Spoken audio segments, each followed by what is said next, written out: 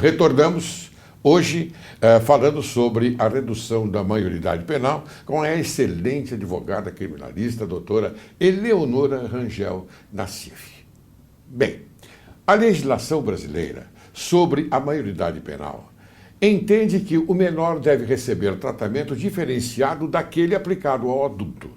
Estabelece que o menor de 18 anos não possui desenvolvimento mental completo para compreender o caráter ilícito de seus atos.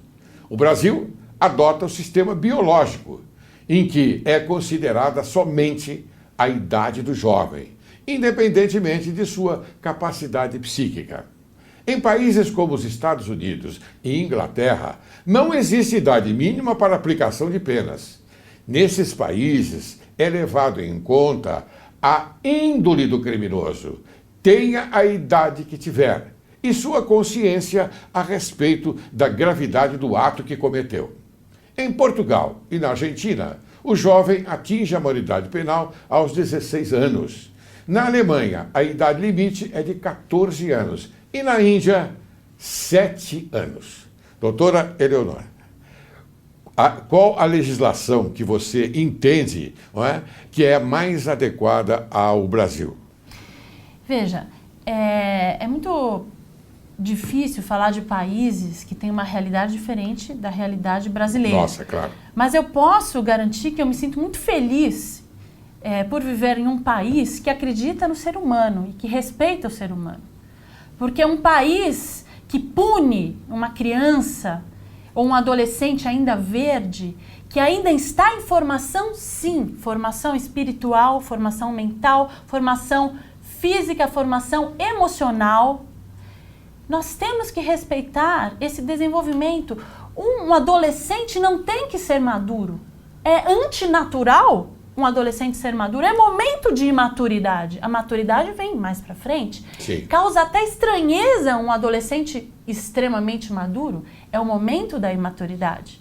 E eu me sinto profundamente feliz por viver em um país que tem uma Carta da República, que é chamada da Carta Cidadã, que acredita no ser humano, que proíbe a pena de morte, que proíbe a pena de caráter perpétuo. Isso tudo são nuances de que o nosso legislador constitucional acredita no ser humano, investe no ser humano.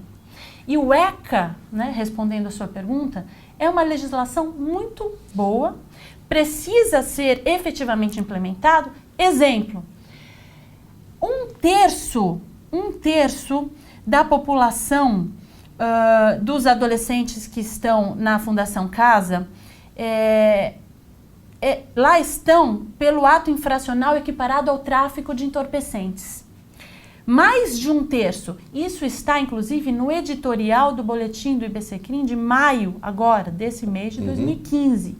Então, veja só, um terço da população está internada por um delito sem violência ou grave ameaça. E isso vai contra o que o próprio ECA prevê, vai contra o próprio espírito do ECA, que diz que o adolescente só deve receber a medida mais gravosa, que é a de internação, por ato infracional praticado mediante violência ou grave ameaça. Então isso também deve ser corrigido. Muito bem. Então parece que você não mencionou a formação educacional também. Também. Que ela é muito importante, não é? Sim. A Inglaterra tem uma realidade, o Brasil tem outra. Nós não podemos comparar no mesmo nível um país como a Inglaterra e o Brasil. Nós ainda estamos caminhando no sentido de dar a todos as mesmas oportunidades. Isso seria uma democracia. Então, você acha que aqueles que vêm dos bolsões mais pobres do Brasil são diferentes daqueles que vêm dos bolsões mais pobres do primeiro mundo? Como Inglaterra, como Estados Unidos? Eu não saberia dizer. Eu conheço pouco da realidade. Eu falo isso no corpo a corpo, porque eu conheço a realidade brasileira. Eu vou às penitenciárias, eu frequento as periferias, eu tenho esse corpo a corpo no Brasil. E eu vejo a carência de cultura. Há bairros, que eu já fui inclusive dar palestra pela OAB, que não tem uma árvore, que é tudo concreto. Como que alguém, num meio ambiente, uma arquitetura em volta daquela pessoa que já é violenta, É nas sutilezas que o adolescente já começa a se tornar violento. Sim. Quando não tem, no seu momento de lazer, a oportunidade de ter um esporte, um show, cultura, e a única oportunidade que ele tem é estar ali na rodinha de pessoas que usam drogas, que aprendem a atirar. Então, enquanto Mas isso o Estado... acontece nas penitenciárias? Não, eu estou falando das periferias. Das periferias, Sim, perdão. sim. Mas nas penitenciárias também acontece isso. Sim, nas penitenciárias Drogas, à a vontade. situação ainda é pior. Há unidades que isso acontece, há unidades que isso não acontece, mas o fato, meu caro Laércio Laurelli, é que um operador do direito que não frequenta o sistema prisional, que não conhece o sistema prisional, um deputado que defende uma PEC 171, uma mentira como essa, e que não conhece o sistema prisional, não tem legitimidade para argumentar no sentido da redução da maioridade penal. Muito bem. Me diga uma coisa, e esses criminosos que não são reeducandos, né? Que saem por uma questão de indulto, né? E retornam, se e quando retornam, né? Praticam crimes no decorrer da sua liberdade temporária fora do presídio. O que acontece? Todos aqueles que saem por questão do indulto cometem algum crime. Por quê? Veja, eu quero apenas corrigir um detalhe da sua pergunta. Não são todos aqueles. Quase todos. E isso é importantíssimo, porque nós não podemos partir da exceção para generalizar. Sim. Acabar com o indulto e com outros benefícios a partir de um ou outro que desrespeitam. Esses que desrespeitam, que não cumprem com as regras, né?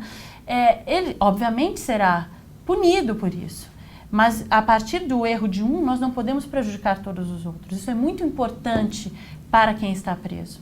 Muito bem, cara, doutora Eleonora, eu tenho um vídeo aqui de um adolescente favorável à redução da maioridade penal. Vamos assistir? Claro. Roda o VT. Finalmente, a redução da maioridade penal começou a andar no Congresso, mesmo sendo atacada por uma minoria estridente e uma imprensa desvairada.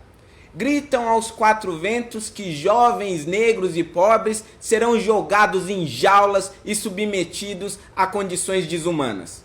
Mas será possível que não prestam atenção nas asneiras que berram? Desde quando ser negro me torna predisposto ao crime? Estão dizendo de forma bem clara que os negros pobres da periferia são criminosos da pior espécie. Recentemente, em Tocantins, um menor de idade decepou um bebê, estuprou a mãe do bebê e ainda esfaqueou outra criança. Como podem querer que o Estado trate isso como uma simples travessura de criança? A cadeia vai virar uma escola de criminosos, dizem eles. Então, doutora, o que você acha de um jovem ser favorável à redução da maioridade penal? Eu acho linda a discussão. Eu acho lindo ver jovens tendo a sua própria opinião, seus próprios argumentos.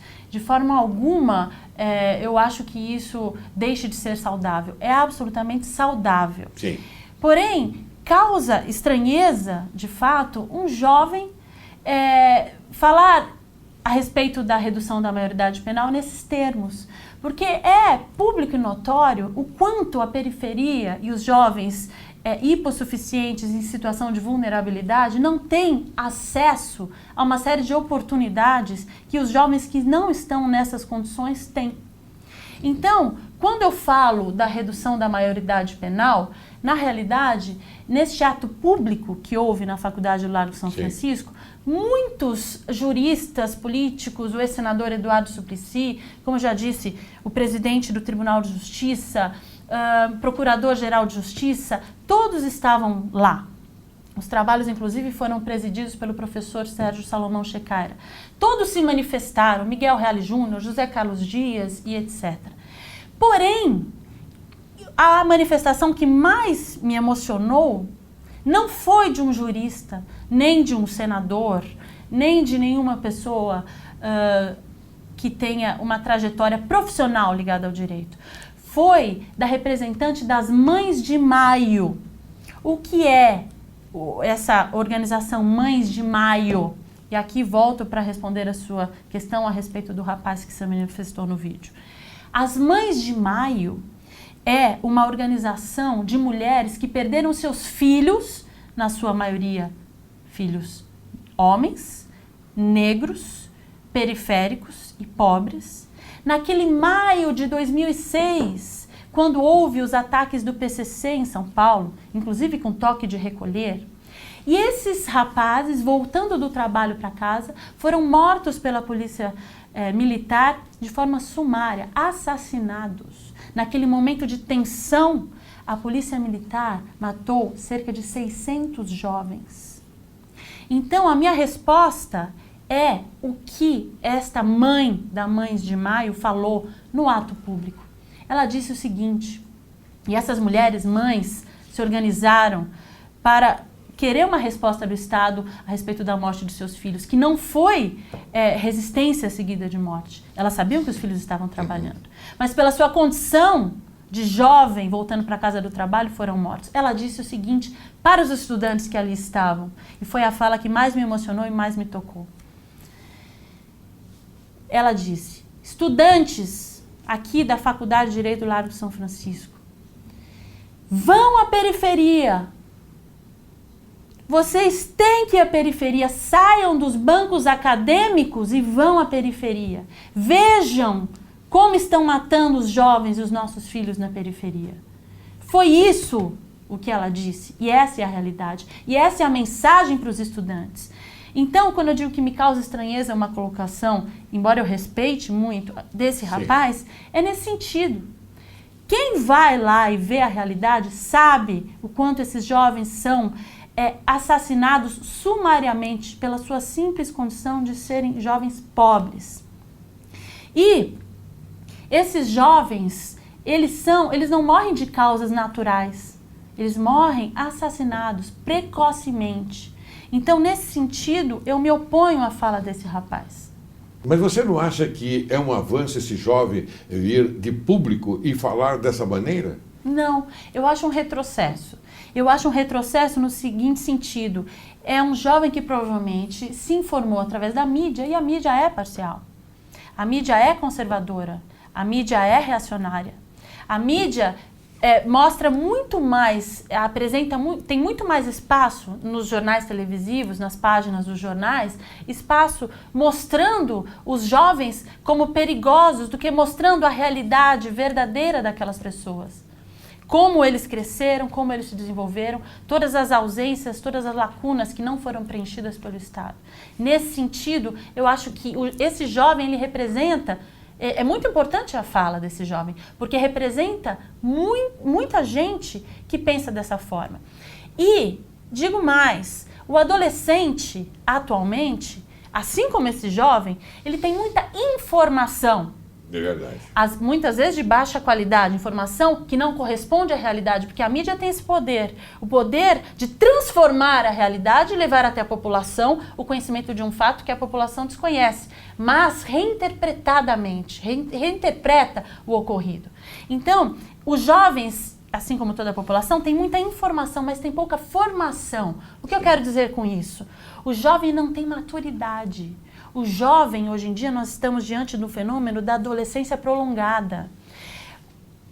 Os adolescentes demoram para sair da casa dos pais, muito mais hoje em dia, até por cerca dos 27 anos, do que antes. Ninguém quer ir para a vida, ninguém quer assumir responsabilidade. Porque é mais cômodo morar com os pais. Muito mais cômodo, muito mais cômodo. E isso é certo ou errado? Não sei, é um fenômeno que nós temos que encarar. Né? As minhas avós, as duas, foram mães aos 17 anos. Eu fui mãe aos 37, 20 anos depois. Isso é reflexo do nosso mundo contemporâneo, onde as pessoas demoram mais para assumir responsabilidades. Muito bem, eu queria fazer uma outra pergunta a você. Antes eu vou conversar com o telespectador. As estatísticas disponíveis mostram que apenas 2% dos crimes no Brasil são cometidos por menores de 18 anos. E dos delitos que eles cometem, mais de 70% são crimes contra o patrimônio, roubos e furtos.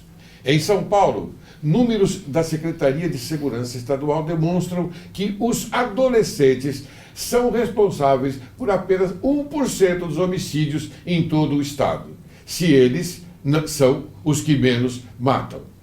Reduzir a idade penal diminuiria os crimes violentos, como pregam os defensores desta proposta? Eu já sei a sua posição, mas eu sou obrigado a fazer essa pergunta para poder ilustrar o telespectador. Eu acho que já está mais do que comprovado que a redução da maioridade penal em nada vai resolver a problemática criminal. E repito, nós não podemos enxergar o direito penal como solução para todos os males, para todos os problemas sociais. Sim. Então, a aumentar o tempo de internação, misturar o adolescente com o maior que está em uma penitenciária, isso como solução dessa problemática é uma falácia, é uma ilusão, é 171, é estelionato, é fraude, é mentira deslavada, de má fé, é uma tentativa de iludir a população. Vender essa ideia de uma forma equivocada e rasa. Nós não podemos ter uma visão rasa em relação a essa problemática. Temos que estudar a fundo, com profundidade, ir às raízes desse problema, que esbarra na questão das drogas, na questão da política de drogas, que é um mercado extremamente sedutor para esse adolescente em situação de vulnerabilidade. Este é um tema que está umbilicalmente ligado ao que está sendo hoje aqui discutido. A questão da política de drogas no Brasil e a questão da redução da maioridade penal caminham juntas. Então quer dizer que você não acredita na recondução à sociedade pela reeducação do adolescente ainda antes de completar 18 anos? Eu acho que o ECA é muito bom, mas do jeito que está, ainda tem muito o que avançar, tem muito o que ser aprimorado. As fundações Casa, e eu acredito que ainda não chegamos ao ideal e nem sei se algum dia chegaremos. A utopia é necessária para a transformação da sociedade, mas nem utopicamente eu consigo de fato imaginar que encarcerar alguém, seja numa penitenciária ou seja numa fundação Casa, isso pode tornar alguém melhor, né? Muito bem, caro telespectador, ficou patente que a doutora Eleonora Rangel Nassif, ela é visceralmente contra esta panaceia, vamos chamar assim, que está sendo criada na Câmara dos Deputados. É isso? É uma panaceia. Artigo 171 do Código Penal, como eu disse para você, caro telespectador, é estelionato. E é uma coincidência, estelionato com aquilo que está se tratando na Câmara dos Deputados. Muito bem. Doutora, vamos conversar agora um pouquinho sobre o IBCCRIM, porque eu já estou terminando o programa, já estou finalizando. Mas eu gostaria que o telespectador tivesse conhecimento daquilo que você faz com uma frequência maravilhosa, que é o IBCCRIM. Veja, o nosso atual presidente, André Qued, foi inclusive um dos idealizadores deste ato público, que teve uma dimensão impressionante, a quantidade de pessoas que estavam presentes lá no Salão Nobre da Faculdade de Direito Largo São Francisco. E eu trouxe para você, Laércio, de presente, o livro dos editoriais do IBCCRIM, na comemoração dos 20 anos do IBCCRIM, que foi publicado. E é interessante observar, está aqui o seu presente, em nome do IBCCRIM eu entrego o presente para você, muito o livro obrigado. Dos editoriais, do boletim do IBCCRIM. E é interessante nós observarmos quantos editoriais trataram dessa questão do menor infrator. É uma preocupação antiga do IBCCRIM. Há nesse editorial aqui essa parte da violência contra o menor. Vários editoriais preocupados justamente com essa ilusão que se cria a respeito desse tema. Sim. Tratando o tema de uma forma direta e realista. Então, eu quero também anunciar, se me permite, que o próximo boletim do IBCCRIM do mês de junho será um boletim temático relacionado a esse tema. Um boletim temático contra a redução da maioridade. Ótimo. Autores como o desembargador Nalini, presidente do Tribunal de Justiça. José Renato Nalini. Exatamente. Isso. Berenice Janella, presidente da Fundação Casa. Representante do Conselho Federal de Psicologia, da Defensoria Pública, o Padre Valdir, da Pastoral Carcerária, entre outros, terão seus artigos publicados nesse boletim temático, que, acredito eu, de imprescindível leitura para quem se interessa por um estudo sério e profundo em relação a essa problemática. Muito bem. Um outro aspecto, só para finalizar, se me permite, também quero dizer que o IBCCRIM, cumprindo a sua função estatutária de se preocupar com a questão da vulnerabilidade social, agora tem a comissão de concessão de bolsas de estudo. E o edital das bolsas de estudo está no site do IBCCRIM, Sim. Justamente para cumprir a sua função estatutária de dar amparo e de dar atenção àquele que é vulnerável socialmente e hipossuficiente para arcar com os custos de cursos, como, por exemplo, a pós-graduação em Direitos Fundamentais em parceria com a Universidade de Coimbra, que nós temos, entre outros cursos que o IBCCRIM realiza, inclusive o Seminário Internacional que ocorrerá em agosto. Muito bem, doutora Eleonora, se alguém quiser entrar em contato com você para tomar conhecimento de uma forma mais abrangente sobre o IBCCRIM, eu poderia colocar aqui no rodapé da imagem o seu site ou o seu e-mail, alguma coisa desse sentido? Sem dúvida. Em relação ao IBCCRIM especificamente, o site é www.ibccrim.org.br. Muito bem. E lá no site todas as informações sobre essa questão das bolsas estarão disponíveis. Muito bem. Doutora Eleonora, eu quero agradecer muito a sua presença aqui no Direito e Justiça em Foco, porque, como eu disse no primeiro bloco, você é uma pessoa, uma profissional do direito altamente qualificada e você tem consciência daquilo que diz, daquilo que faz, e você leva a sua profissão muito a sério. Isso é muito importante. Uma profissional como você é um exemplo para, como você disse, um exemplo de cidadania também. Então, essa homenagem que eu faço a você e agradeço muito o livro que você me trouxe, só que eu quero o seu autógrafo, tá bem? Mais uma vez, muito obrigado, doutora Eleonora.